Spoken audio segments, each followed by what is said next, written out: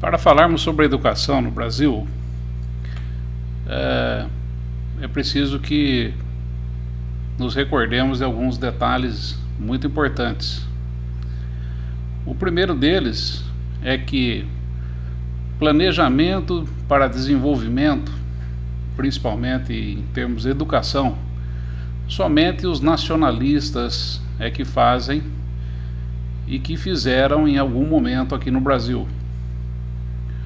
Socialistas, liberais, não têm interesse nenhum em planos nacionais de desenvolvimento, seja ele em qualquer setor que se possa imaginar, principalmente no setor de educação, do qual nós temos assistido essa tragédia, essa verdadeira tragédia nos últimos 60 anos. E eu falo dos últimos 60 anos porque eu sou nascido em 62 e vou contar para vocês alguns detalhes importantes daquela época, daquele momento em que eu vivi, principalmente entre o meu primário, o meu ginasial e o meu colegial, né? As escolas eram bem diferentes.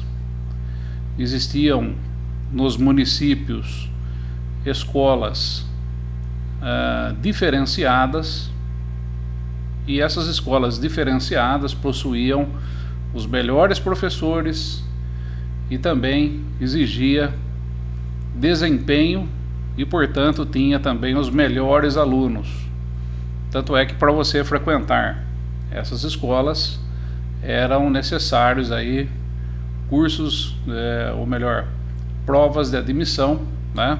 Se prestavam em concursos, né, para admissão nessas escolas, e quem não atingia a nota de corte, né, quem não atingia, aqueles que não atingiam as melhores notas e ficavam sem vaga, não estudavam lá, não estudavam ali. Algo muito interessante também a se comentar a respeito daquele período é que não existiam escolas particulares. Muito pelo contrário, tempo depois, até na década de 80, né, quando começaram a aparecer as escolas particulares, e elas começaram então a tomar um espaço deixado pelas escolas públicas. Era uma vergonha se estudar numa escola paga, né? Era até então vergonhoso. Quem tinha que estudar em escola paga era considerado filhinho de papai e incapaz de enfrentar os desafios que eram colocados nas escolas públicas, com uma qualidade bastante elevada, não é?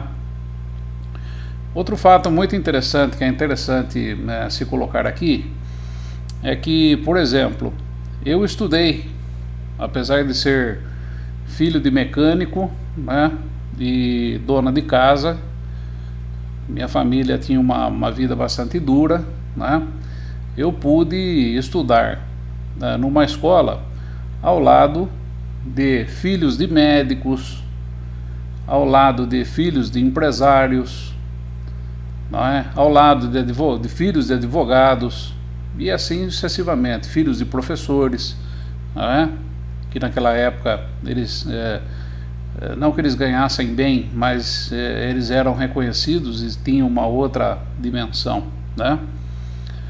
E isso era extremamente produtivo e extremamente interessante em termos de socialização, sociabilização, né, como costumo dizer por aí. Naquela época era possível, né, você juntar diferentes classes sociais numa mesma escola, numa mesma sala de aula. Inclusive nas salas de aula que eu frequentei, né, nas classes que eu frequentei, não existiam apenas vamos dizer assim, a classe dos médicos e dos empresários, os filhos dos professores, os filhos dos doutores, né? Mas também existiam aquelas crianças, aqueles alunos que vinham também de orfanatos da cidade e que também frequentavam a escola junto com a gente. E existiam ali uma nota mínima, uma média que normalmente era uma média 7, né? E que deveria ser atingido, e você só tinha chance para reprovação, né? Você só podia ser reprovado uma vez, na segunda vez você já era colocado para fora da escola, abrindo assim espaço, abrindo então a vaga para um outro aluno que viesse então ocupar aquela vaga, né? E sempre dentro daquele conceito. Existiam os concursos de admissão e eram prestados pelos alunos desde o primário, tá? Desde o primário, eu me lembro de ter feito desde o primário, depois passando pelo ginasial e pelo colegial, né? Sempre prestei provas em escolas públicas para estar frequentando essas escolas, né? E tudo acontecia devido a isso. Existia uma escola dentro de determinado nível de ensino, né, que era considerada a melhor escola da cidade. Eu acredito que em todos os municípios brasileiros eram assim, porque nessas escolas, né, dependendo do nível, se era primário, ginasial ou colegial, estavam nessas escolas os melhores professores, os melhores, não é?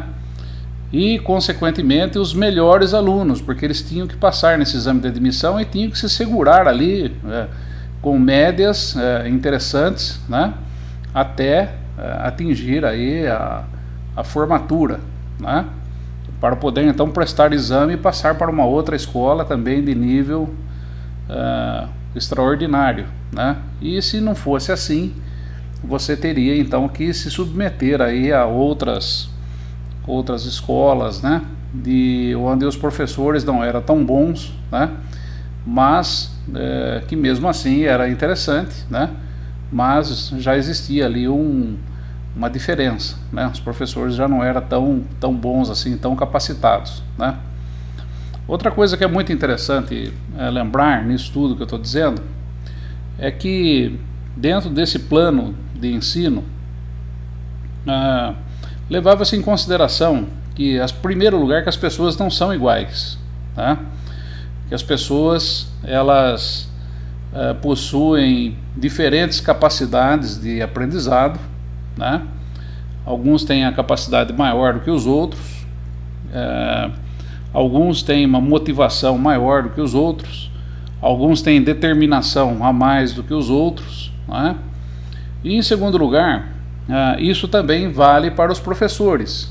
Existem professores que são mais dedicados, existem professores que são mais capacitados e existem professores mais comprometidos com aquilo que fazem, enquanto que outros, né, a grande maioria, a imensa maioria, eles estão ali apenas em busca de um salário, né, para levar para casa e assim sucessivamente.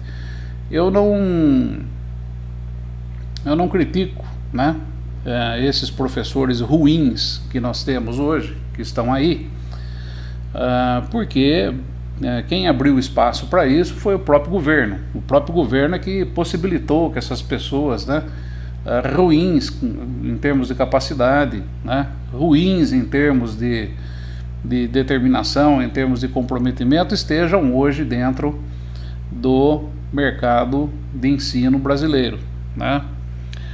Mas é interessante nós nos lembrarmos, né? Muitos vão dizer aí, você nasceu em 62, então foi porque você frequentou escolas aí onde no tempo dos militares, né, onde aconteceu aí a contra-revolução de 64, etc.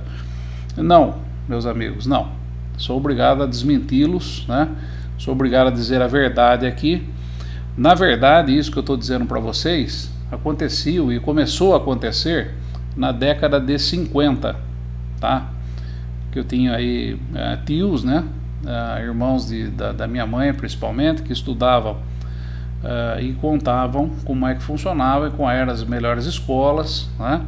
Os exames de admissão que eles precisavam fazer e depois eu tive que fazer também, né? Então começou na era do presidente Getúlio Vargas, né? Um plano nacional de desenvolvimento para a educação, e ele se fundamentava exatamente nesse quesito. Existiam as escolas que eram as melhores, né, dentro de cada município, com os melhores professores e consequentemente os melhores alunos. Quando veio a Contra-Revolução de 64, os militares resolveram manter esse modelo, que era um modelo de sucesso, porque a partir desse modelo o Brasil conseguia tirar, né, em meio à população, em meio daqueles alunos, né, estudantes que tinha, algumas mentes brilhantes, né, que seriam aí, vamos dizer, os responsáveis, né, seriam a cabeça do desenvolvimento nacional. Por isso que se chamava Plano de Desenvolvimento Nacional, sabe? E isso perdurou até a década de 80, mais ou menos, quando os militares já nos últimos, sei lá, 8 anos, 7 anos que os militares estavam para deixar o governo, eu acho que isso foi em 75 ou 76, né, que eu me lembro muito bem. Os exames de admissão eles foram praticamente extintos, né? E daí começou-se uma máxima, uma cantilena que acabou depois indo parar na Constituição brasileira, que era a questão de que todos tinham direito ao ensino público, gratuito, etc, etc, etc, né?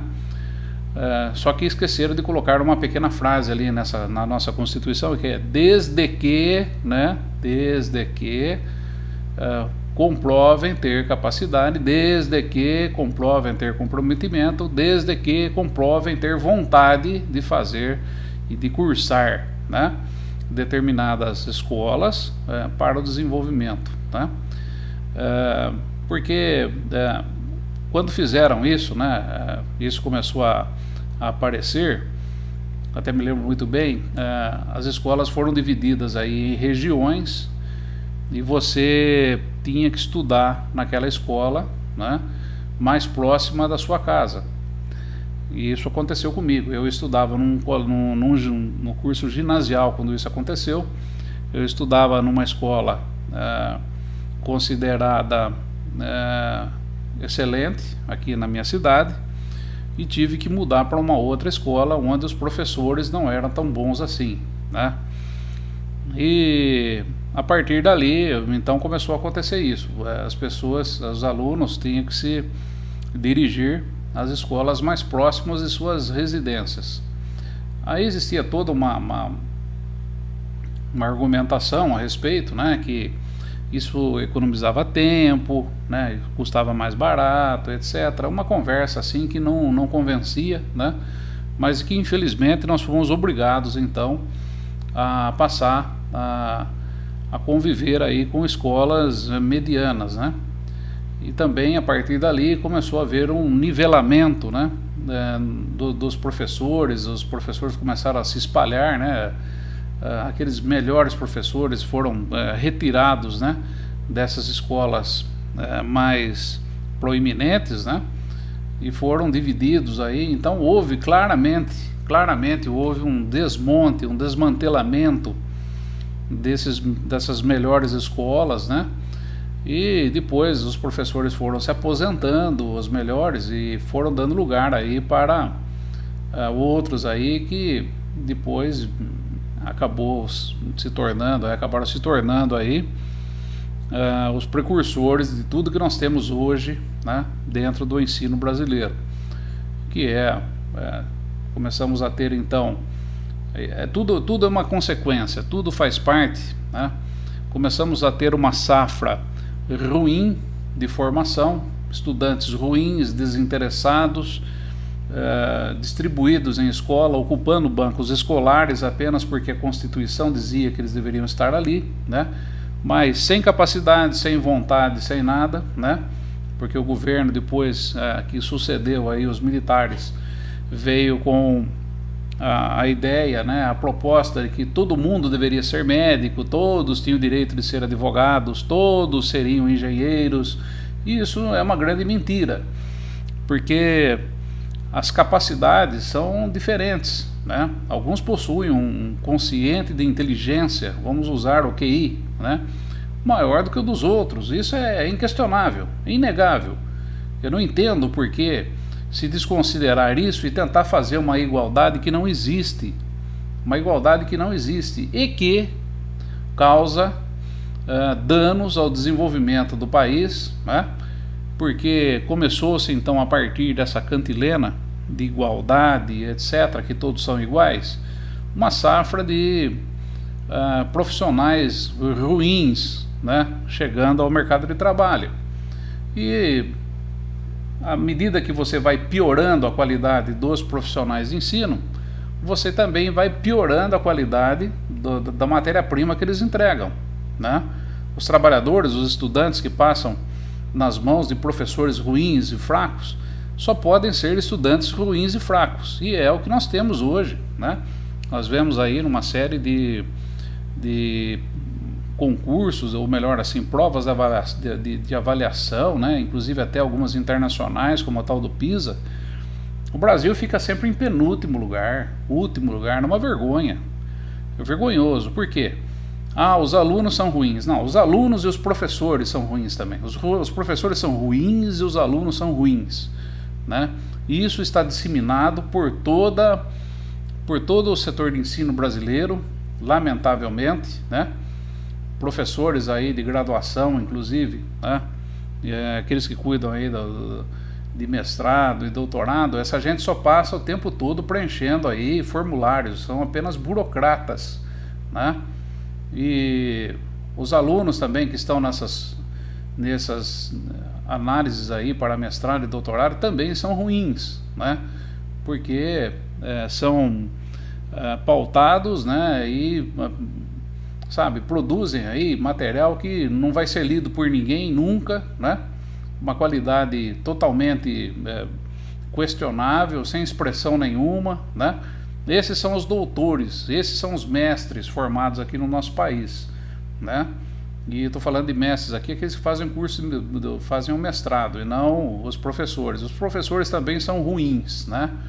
Para todas os níveis de ensino que nós temos, né? Desde o ensino básico, né, o fundamental, né, o ensino médio, lamentavelmente é uma coisa assim, é uma tragédia, né? Tanto é que as escolas particulares, elas ganharam um destaque, né? Acabaram ganhando um impulso bastante grande aqui no país, porque uma classe média que tem condição de pagar, só lembrando que quem tem condição de pagar são muito poucos, porque 80% da população brasileira ganha até 2 salários mínimos, tá? 80% da população brasileira ganha até 2 salários mínimos. Então aqueles que têm condição de pagar uma escola particular para os seus filhos, né, e fazem isso porque sabem que o ensino público está sucateado, está uma tragédia, né, são poucos. E estão se formando já de olho para saírem do país, irem morar em outro lugar, com certeza, não é? Mas então daí fica aquela pergunta, né? Por que tudo isso aconteceu? Por que se desmantelou o Plano Nacional de Desenvolvimento, que vinha desde a década de 50, né? Nós temos aí ainda alguns remanescentes aí por aí, né? Eu sou um deles, né? A falar disso. O Plano Nacional de Desenvolvimento de Getúlio Vargas, por que ele foi desmontado então? Por que ele foi colocado de lado? Por que se abriu espaço então para escolas particulares? Por que não se manteve o mesmo sistema que dava excelentes resultados, né? Porque não existe interesse. Sabe por quê?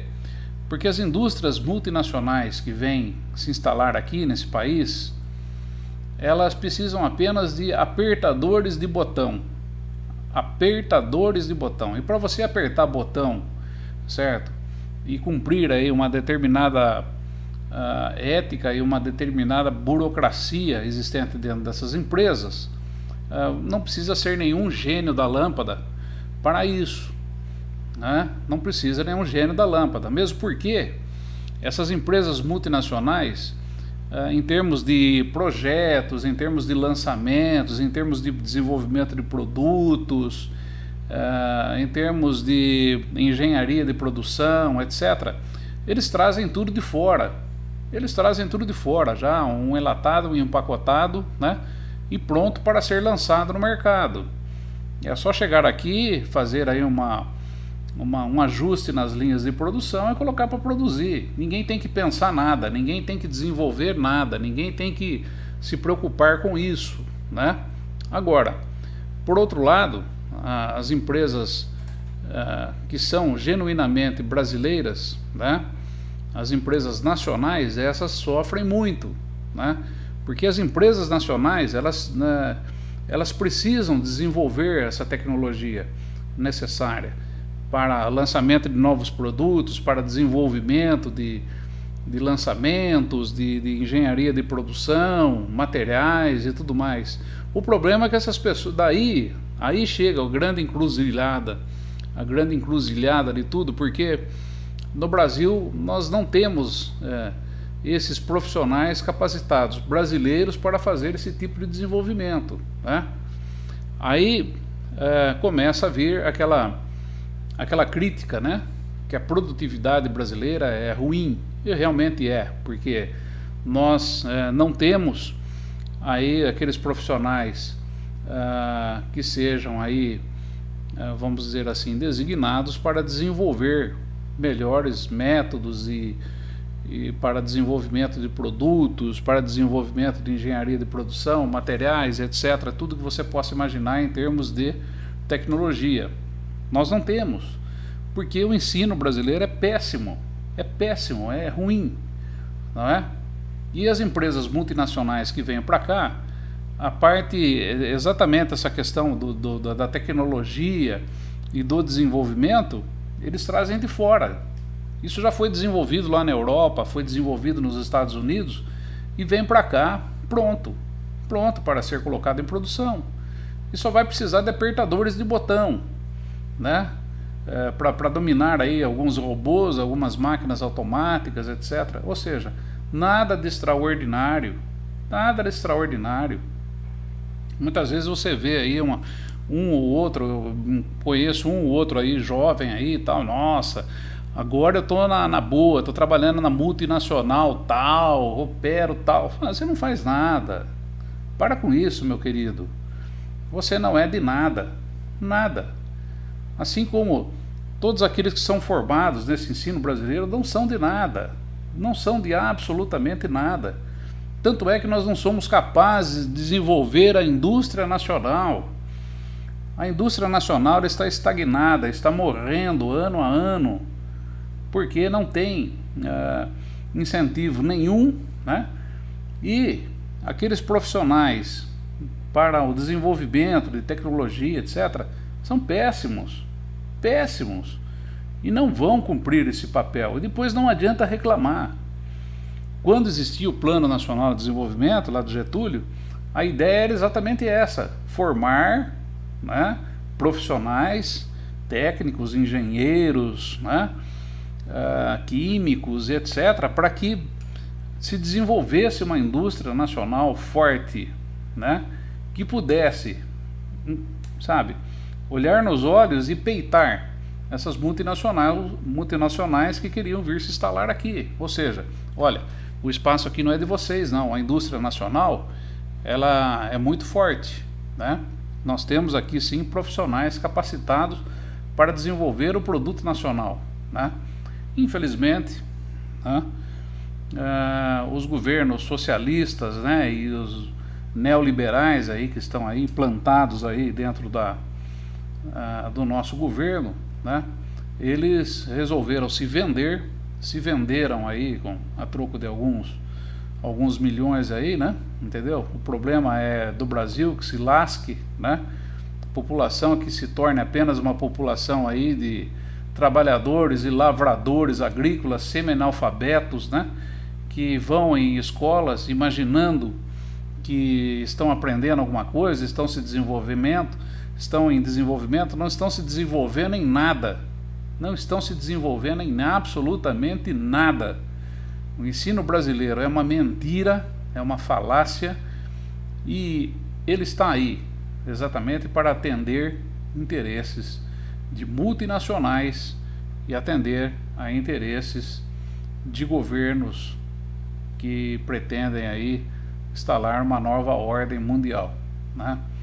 Então tudo é muito bem pensado, isso passa diante dos nossos olhos todos os dias, né?